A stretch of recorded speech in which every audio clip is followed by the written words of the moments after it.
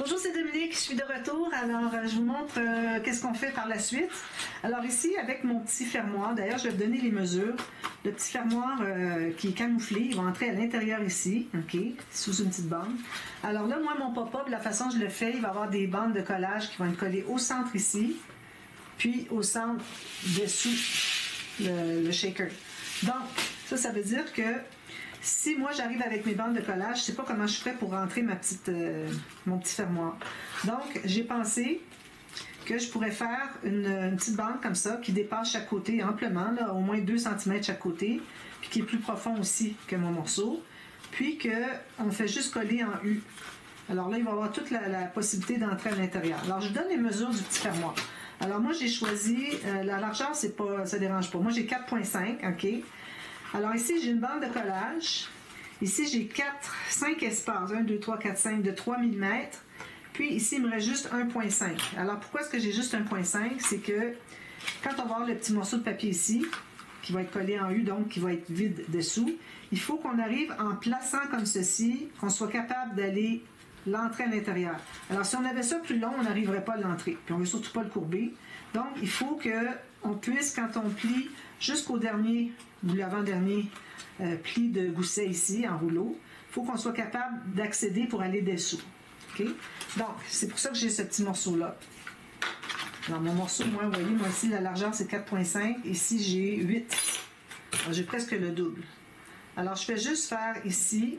Mais attention, il ne faut pas en mettre trop peu non plus parce que, alors, on va mettre comme ça, parce que sinon, il va toujours ressortir votre petit fermoir. La dernière fois, je l'ai fait et j'ai dû aller en ajouter. Alors, vous voyez, on libère à peu près 5 mm chaque côté, en haut et en bas, du petit fermoir où est-ce qu'on n'a pas de colle ici. Puis la profondeur, ben, on s'en garde quand même assez. Moi, si je plie au maximum comme ça, alors vous voyez ici, il va arriver tout juste avec ma colle. Alors, vous voyez, j'ai mis la colle comme ceci. J'ai gardé 5 mm chaque côté ici. Puis ici, j'ai juste mis une ligne de colle sans problème, là, rien de compliqué. Donc, on va vérifier où est-ce que c'est qu'on arrive ici et ici. OK, je fais une petite marque. Puis là, je vais pouvoir placer en laissant un petit peu plus chaque côté. Attention, ici, moi, j'ai un arrondi. Alors, je vais aller passer mon arrondi. 5 mm plus à l'intérieur. Puis là, on va mettre le fermoir, on va le mettre tout de suite à l'intérieur pour que ça puisse coller avec un petit bombé ici. Comme ça. Vous voyez, ça donne ceci. Donc ici, je vais le presser un petit peu plus. OK, c'est certain que là, il n'est pas encore collé. Alors, avec le bombé ici, c'est parfait. On peut aller tout coller et même presser ici, ici.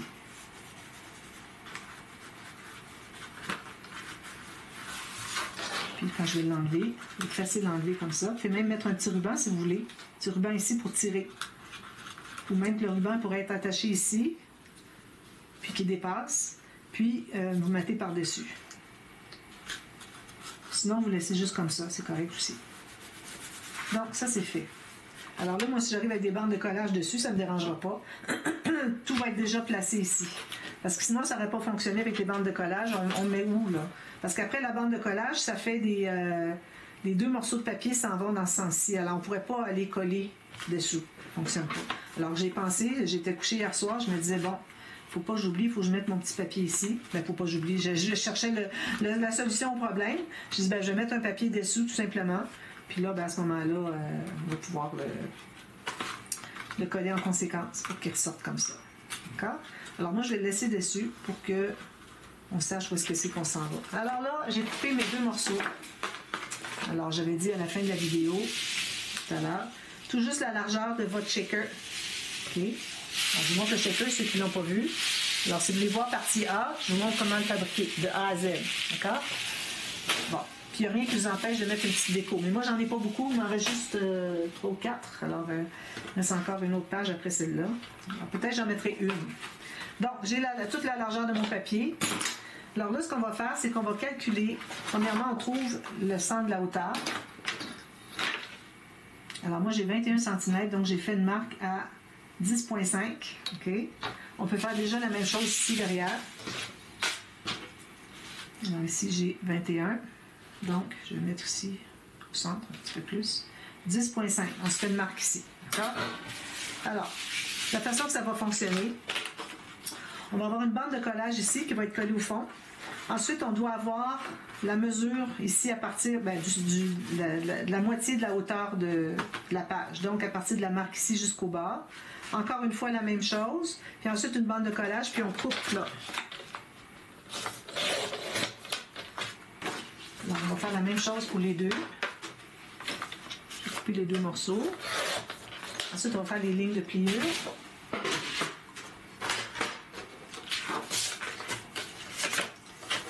Bon, là, je ne suis pas vis-à-vis des marques, des rainures, donc je vais me faire des marques au crayon vis-à-vis sur mon deuxième morceau. Vis-à-vis les premières, ce sont les bonnes. Voilà. Alors là, on va pouvoir faire les lignes de pliure. D'ailleurs, j'ai retrouvé mon petit outil. Il était tombé dans la poubelle. À chaque fois que je cherche quelque chose, je vais voir dans la poubelle. Parce que souvent, c'est ça qui arrive. Il est tombé là. Puis je ne l'entends pas parce qu'il y a tout plein de papier à l'intérieur. Donc, on a ici une rainure ici, une autre ici. La même chose ici. OK. Une rainure. Une autre ici. Puis une autre ici. Voilà. C'est simple.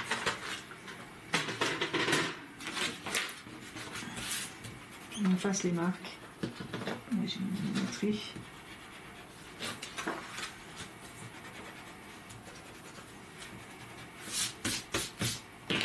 Alors, on plie tout ça dans le même sens tout de suite. Côté montagne. Ensuite, celui du centre, on va le plier dans l'autre sens. Puis, il faut que ça arrive égal ici. Le plus possible. On plie tout ça. Ça doit bien plier, c'est comme un accordéon. Hein? On doit plier avec le plioir. Ici, côté montagne, côté montagne, côté montagne. Ensuite, je vais tourner celui-ci. Je m'assure que ça arrive bien égal sur les côtés. Comme ça. C'est un petit ajustement. On va aller ajuster sur le pli. Puis, on fait les plis ici, puis ici. Voilà. Là, on va se trouver à biseauter un petit peu tous ces coins-là.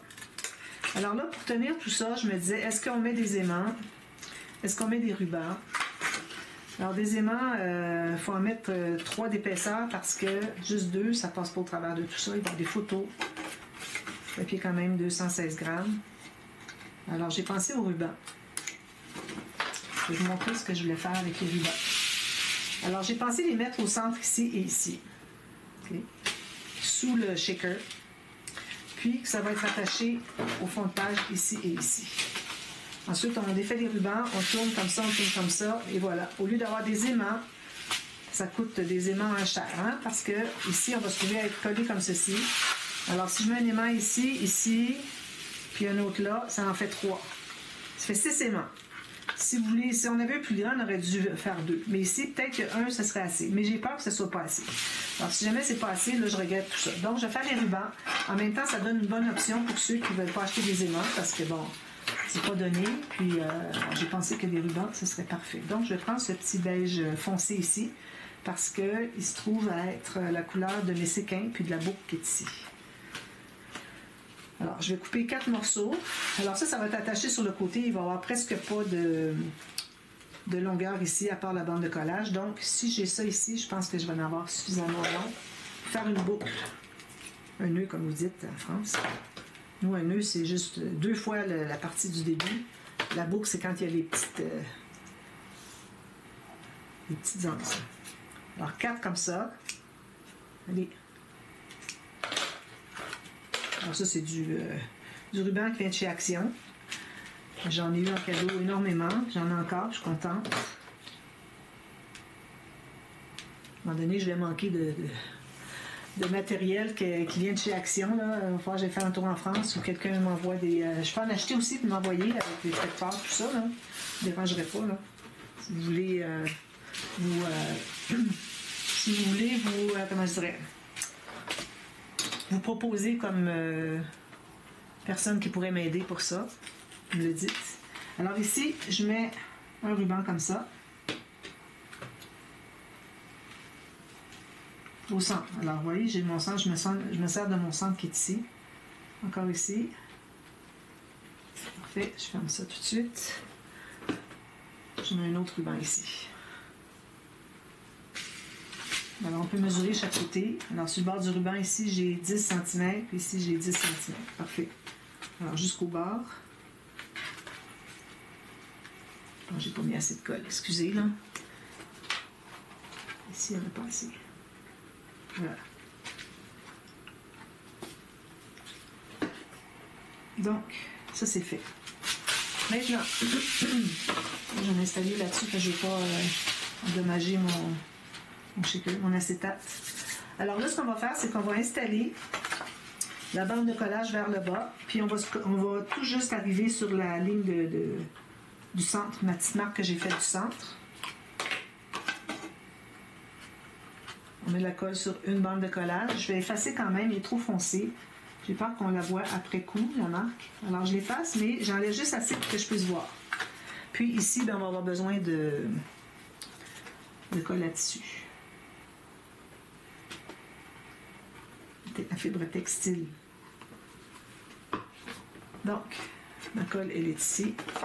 Alors, on en met un qui va vers le bas, avec le pli dans le même sens. Puis, je vais à ma marque. Puis, je vais tout juste sur la largeur. Dans ma marque, je la vois ici. Parfait. Si j'ai trop de colle, je vais l'enlever. C'est très facile comme pop-up. Ça impressionne les gens quand même. Alors ici, je vais plier, puis je vais vérifier que je sois bien droite ici, ici. J'arrive bien égal ici. Parfait. On ne voudrait pas dépasser le shaker ni d'un côté ni de l'autre.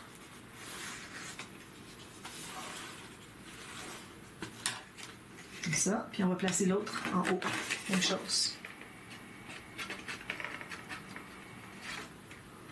Alors, je pense que j'ai mis assez de colle à textile. Peut-être pas. Comme un petit peu.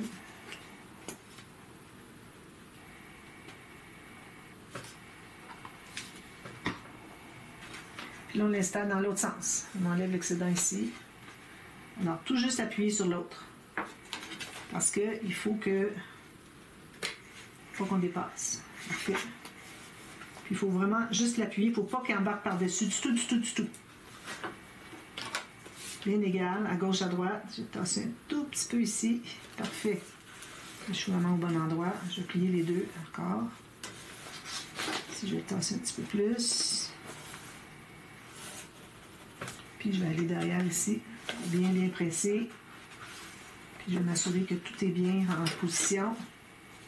J'ai déplacé un petit peu. Comme ceci. Ensuite, alors ça c'est la partie shaker. On met ici tout de suite. Maintenant ici, on a la marque du centre ici. Donc on va rajouter les rubans au même endroit. Puis on va vérifier avec notre shaker, voir s'ils sont vraiment bien alignés. Alors ici, il ne faut pas aller sur le petit fermoir, il faut tout juste rester sur la petite bande qu'on a collée.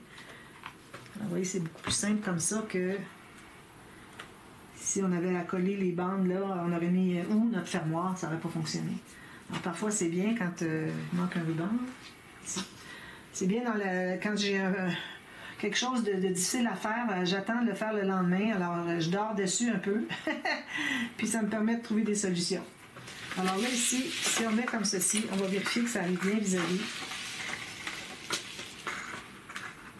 Alors, je le mets ici, j'arrive vis-à-vis, puis ici, on va l'ouvrir au complet, tiens, ça va être plus facile. Donc, ici, si je respecte ma page, j'arrive vis-à-vis, ici, je ne suis pas tout à fait vis-à-vis. Je vais le relever un petit peu, lui. Remonter un peu plus haut. Alors, pendant que c'est encore possible de le faire. Alors, je mets les plis ici, ou mon shaker direct comme ça. Là, j'arrive exactement dessus. Parfait. Donc, ça, c'est collé. Maintenant, ce qu'on a à faire, c'est de... Alors, les rubans un petit peu embêtants, là, mais on n'a pas le choix. Alors là, on va mettre la colle sur les deux bandes de collage. On va faire une à la fois. On va les faire les deux en même temps, je pense. On va essayer. C'est bien d'essayer des nouvelles techniques. Parfois, on découvre des moyens plus faciles encore de faire notre projet. Là.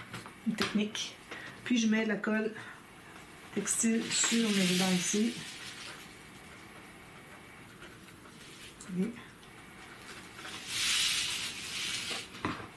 alors là, je mets dans le bon sens. J'ai ma flèche ici. Mon cœur va comme ça. Puis on va l'installer avec les bandes de collage. Il faut les tenir comme ceci aussi. Pas facile. Le ruban de coller partout. Donc, je mets ça ici comme ça, bien égal. Même chose ici. Je vérifie si mes... Voilà, je regarde ici puis je vois que mes bandes de collage sont comme ça. Alors, ils s'évasent comme ça. Alors, on place ça bien droit. Moment critique. Je vais le faire arriver sur le bord de mon petit... OK, excusez, oui, de mon petit... mon petit morceau de papier que j'ai mis là pour couvrir. Alors, on va presser un petit peu comme ça, juste pour le moment. Ensuite, on va pouvoir ouvrir un peu pour aller presser avec notre plioir. Il ne faut pas trop déplacer. Même chose de l'autre côté. Le dessous comme ça. Je vais presser sur ma bande de collage. On peut le laisser quelques minutes. Si on sait qu'il est vraiment au bon endroit, on laisse quelques minutes, on attend. Puis, on va pouvoir faire ceci. Presser jusqu'au bord. Assurer qu'il soit bien égaux. Même chose de l'autre côté. On lève comme ça. Ici, on enlève l'excédent de colle. On presse jusqu'au bord ici. Et voilà. Tout ce qu'il nous reste à faire maintenant, c'est de mater. Alors, c'est certain qu'on mate ça ici et ça ici parce que, bon, ici, on a quelque chose qui n'est pas très joli. Puis ici, on a une bande de collage. Moi, je ne mate pas à l'intérieur. Il n'y a pas d'espace photo. On pourrait en mettre, mais bon, non, je pense que c'est exagéré. Alors, je laisse blanc à l'intérieur. Puis, même chose de l'autre côté ici. Alors, ici et ici, on va mater. Puis, on peut mater ici, ici, si on veut aussi. Puis, si jamais ça ajoute de l'épaisseur, c'est pas un problème. Regardez, on peut en mettre de l'épaisseur de papier, il n'y a pas de problème. Ça, bien, ça va s'attacher ici, comme ceci. On va joli, hein? Puis, quand on ouvre ici, c'est ça. Alors, avec un ruban, je pense que ça aiderait beaucoup parce que faut pas oublier qu'on va avoir la tranche, on va avoir l'autre page à côté. Ça peut être un petit peu embêtant là, pour aller chercher. Alors, vous placez un ruban que vous collez seulement sur la petite partie qui est ici, ok? Pas sur les goussets. Peut-être le même ruban encore. On va le faire ensemble. Il y a du temps, là, c'est juste même pas 20 minutes. Alors ici, on va se trouver à mettre le ruban. Alors, vous pouvez le mettre au centre ici, ou bien centrer avec le... Moi, je ne l'avais pas centré ici à cause de ce que j'arrivais ici. Je ne voulais pas arriver plus bas. C'est pour ça que je ne l'ai pas centré avec le haut de la page, la hauteur de la page. Alors, j'ai ça ici. Je remets une autre petite goutte. Puis, je vais pouvoir le plier par-dessus. Comme ça. Alors, il faut que ça dépasse. Ici, il ne dépasse peut-être pas beaucoup. Hein? Je vais le descendre un petit peu. Pas nécessaire qu'il aille jusqu'au bord ici, pourvu qu'il n'y aille pas sur les goussets ici. Puis, quand on va l'entrer, mais ça va dépasser un petit peu. On va pouvoir le tirer. Je vais le descendre encore un peu. Alors, je vais le laisser sécher comme ça pour pas que la colle que j'ai mise ici, parce que je l'ai baissée, pas qu'elle colle sur les goussets. Alors, je la laisse bien prendre. Ensuite, je vais mettre un petit papier ici de matage. Peut-être ici aussi. J'ai quand même assez de bombées ici pour avoir 2 papiers de matage en plus. Alors, ce ne sera pas un problème. Puis même, ça va être plus serré, donc ça va être encore plus solide. Alors, je vous montre tout ça terminé demain. Et puis, alors là, on a 8 photos ici. C'est bien, hein? Puis on a un beau dessus de page. Ça nous prenait absolument un shaker. Alors, c'est pour ça que j'ai fait ce modèle d'interaction. Parce que je voulais absolument avoir un shaker, au moins un shaker dans les pages.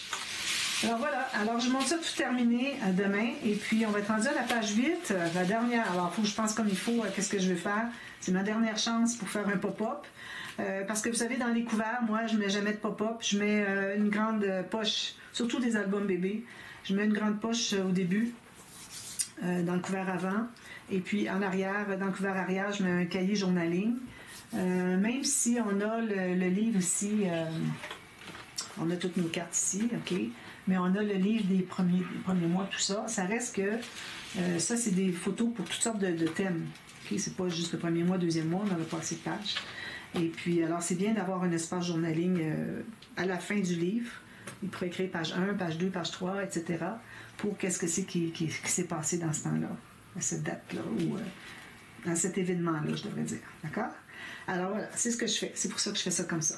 Donc, dernière page demain, et puis ensuite, on va faire la couverture. Donc, je vous attends demain à la même heure. Merci, bye bye.